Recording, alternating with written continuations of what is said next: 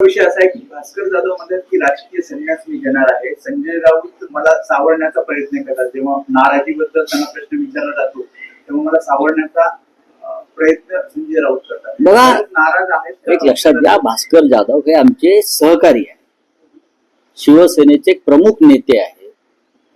राजकारणातला त्यांचा अनुभव अत्यंत दांडगा आहे, अत्यंत चाणाक्ष नेते आहे. शिवसेनेच्या गेल्या काही काळामध्ये शिवसेनेच्या वाढीसाठी त्यांचं योगदान नक्कीच आहे आणि आम्हाला सगळ्यांना ते प्रिय आहेत. आता त्यांची जी भूमिका आहे ती वृत्तपत्रात तुम्ही वाचा. नक्की ते जेव्हा आणि ते बराच काळ त्यांच्या मतदारसंघात किंवा कोकणामध्ये असतात, त्यांच्याकडे अनेक जबाबदाऱ्या पक्षानं दिलेल्या आहेत आणि त्यांनी त्या योग्य पद्धतीनं पेलवलेल्या आहेत. भास्कर जाधव जेव्हा मुंबईत येतील तेव्हा माननीय उद्धव ठाकरे साहेब त्यांच्याशी स्वतः बोलतील. ते एक हाडाचे शिवसैनिक आहेत, कडवट शिवसैनिक आहेत, आक्रमक आहेत, छान बोलतात, छान लढतात. आता अशा आमच्या भास्कर जाधवांच्या मनात काय आहे, काय वेदना आहे ते मी नक्की समजून घेऊ. ते आमचेच आहे. राऊतसाहेब, एक त्यांनी जे विधान केलं ते अत्यंत महत्वाचं यासाठी ठरतं की 2022 शिवसेना पक्ष फुटला त्यावेळेसची जी परिस्थिती होती, जसं 2019च्या पार्टीच्या शपथविधीला शरद पवारांनी अजित पवारांचं बंड कौशल्याने हाताळलं, 2022 करता येऊ शकलं असतं. पण तेव्हा मी पक्षात नवीन होतो, मला या सगळ्या गोष्टीची कल्पना नव्हती. आमदार फुटून जायला नको हवे होते. त्यांना कोणाला वाटेल की कोणाला वाटेल की आमदार फुटून जावेत, खासदार फुटून जावेत, कोणालाही वाटणार नाही. शरद पवार साहेबांचं उदाहरण ते देत आहेत, बरोबर आहे तेव्हा. पण तरीही त्यानंतर 2.5 वर्षांनी अजित पवार 40-42 आमदार घेऊन गेलेच ना. ज्यांना शेण खायचंच आहे, ज्यांना तोंडात शेण भरायचंच आहे स्वतःच्या गद्दारीचं, ते थांबणार नाही. पैसा आणि सत्तेची चटक त्यांना लागली आहे आणि ज्यांच्यावर दबाव आहेत, ईडी, सीबीआय, पोलीस, तर त्यांना थांबवण्याचा किती प्रयत्न केला तरी ते थांबणार नाही. माननीय उद्धव ठाकरे साहेबांनी त्यावेळेला या सगळ्यांना थांबवण्याचा प्रयत्न केला, त्यांच्याशी चर्चा केली.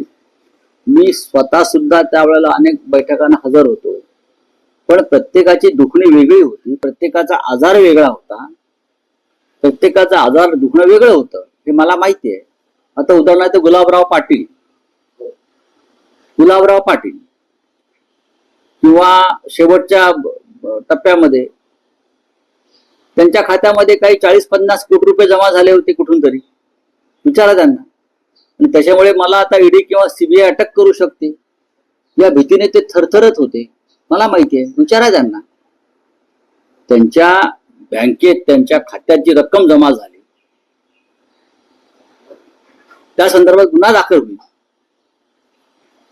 आणि तो गुन्हा दाखल झाल्यामुळे मला अटक होईल, त्याच्यामुळे मला जावं लागेल असं सांगणारे हे पाटील होते. आता हे आजार जे आहेत प्रत्येकाचे, ही दुखणी आहेत, किंवा जो कॅन्सर आहे भ्रष्टाचाराचा, त्याला तुम्ही काय करणार? भय आणि भ्रष्टाचार या 2 गोष्टीमुळे आमदार आणि खासदार शरद पवार साहेबांचे पण सोडून गेले आणि शिवसेनेचे सोडून गेले. भय आणि भ्रष्टाचार निर्माणाचं काम नरेंद्र मोदी, अमित शहा आणि फडणवीसांनी केलं. पण राऊतसाहेब, तुम्ही गुलाबराव पाटलांचा उल्लेख केलाच आहात, तर त्यांचं असं म्हणणं आहे की शिवसेना फुटली तेव्हा सर्वात आधी संजय राऊत फुटणार होते. शिवसेना हायजॅक करण्याचा प्रस्ताव संजय राऊतांनी एकनाथ शिंदेकडे मांडला. इम्पॉसिबल. आता हा तुम्ही जो मोबाईल मधून मला प्रश्न विचारून दाखवता, अहो त्याला काय, त्याचं काय मनावर घेता येते? कळून गेलेलं डरपोक माणूस आहे, सोडून द्या. शिवसेना नक्कीच हायजॅक केली आहे निष्ठावंत शिवसैनिकांनी, गद्दार गेले. आणि आता ही जी शिवसेना आहे उद्धव ठाकरेंची, ही निष्ठावंतांची शिवसेना आहे आणि ही त्यांच्या ताब्यात आहे, हे बरोबर आहे त्यांचं. आणि हे लोक हायजॅक करणार होते, गद्दार लोक, त्यांना शेवटी पळून जावं लागलं. भय आणि भ्रष्टाचार हा त्यांचा मंत्र आहे. भय आणि भ्रष्टाचारामुळे हे पळून गेले. राऊतसाहेब, कृषी मंत्री माणिकराव कोकाटे यांच्याकडून जी विधानं आहेत ज्यामुळे वाद होतोय ती थांबत नाहीये. एका बाजूला मुख्यमंत्री देवेंद्र फडणवीस असं म्हणतात की शेतकऱ्यांची कर्ज माफी योग्य वेळेस आपण जाहीर करू, तर दुसऱ्या बाजूला कृषी मंत्री असं म्हणतात की शेतकऱ्यांनी कर्जही भरलीच पाहिजे. बघा, कोण नक्की बोल बच्चन आहे ते बघावं लागेल. मला असं वाटतं मुख्यमंत्री बोल बच्चन आहे, त्यांचा आवडता शब्द आहे.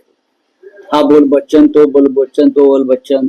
योग्य वेळी निर्णय जाहीर करणार आहेत ते कर्जमाफीचा. आणि आम्ही काल म्हणालो की शेतकऱ्यांच्या आत्महत्यांचा आकडा पुढल्या महिन्यात 1 लाख झाल्यावरती करणार आहेत का? काय त्यांना विक्रमी आत्महत्या महाराष्ट्रामध्ये हव्यात शेतकऱ्यांच्या, त्यानंतर ते कर्जमाफी करतील, व लाडकी बहिणींना 2100 रुपये देतील. बोले आपका क्या है भाई? सर, तरीके से हम देखें कि जुट बुराई ईरान और इसराइल के बीच में अमेरिका बीच में आया, वहीं प्रधानमंत्री ने भी जो ईरान के प्रेसिडेंट से बात करी है, पीस की बात करी, कैसे देखते हैं सर? देखिए, पीस की बात तो होनी चाहिए. युद्ध होना कोई अच्छी बात नहीं है, चाहे इजराइल की तरफ हो या चाहे ईरान की तरफ हो, चाहे भारत हो चाहे पाकिस्तान हो. नुकसान तो जो सामान्य जनता है उनको होता है, उनके घर जले जाते हैं, उनके ऊपर बॉम्ब पड़ते हैं, उनकी रोजी रोटी छीन जाती है, लोग मारे जाते हैं. लेकिन प्रेसिडेंट ट्रंप को फोन करना चाहिए मोदी जी. ईरान के प्रेसिडेंट को फोन करके तो कोई फायदा नहीं है ना.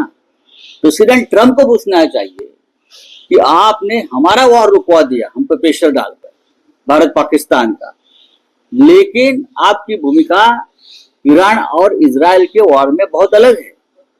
आपने ईरान पर बॉम्ब डाला, इजराइल को मदद की. आप हमारे मित्र हैं प्रेसिडेंट ट्रंप, आपके लिए हमने नमस्ते ट्रंप वगैरह वगैरह प्रचार की बहुत सभाएं की.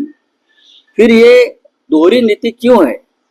ये प्रेसिडेंट ट्रंप को पूछना चाहिए. ईरान मेरे हिसाब से एक स्वाभिमानी राष्ट्र है, एक मजबूत राष्ट्र है, और जब कोई अपने देश पर हमला करता है तो डिफेंस का अधिकार हमको है, भारत को भी है, ईरान को भी है. इतना ही मैं कह सकता हूँ. एकनाथ शिंदे जी श्रीनगर में गए हुए थे, वहाँ पर उन्होंने बयान दिया 120 ने कहा है इस तरीके से कि जो अभी जो सरकार को मिला है वो कांग्रेस का हाथ नहीं, अब ये मोदी जी का हाथ थोड़ा है, पाकिस्तान ये जान लिया है.